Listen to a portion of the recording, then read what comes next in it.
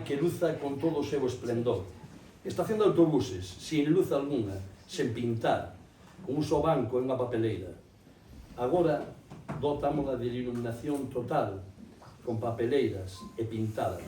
Aceras sen rebaixar na maior parte delas, rebaixadas para permitir a mobilidade dos carros, dos nenos, da compra e dos discapacitados. Aparcadoiros para persoas con discapacidade. Non había ningún aparcadoiro feito en Viana. Agora dispomos de 6 prazas espalladas polos puntos de máis tránsito. Contenedores do lixo. O dotamos de protección de madeiras que impiden que sexan movidos por cada un veciño cando lle pete e por que ocultalos, facendo que millore a estética do lugar.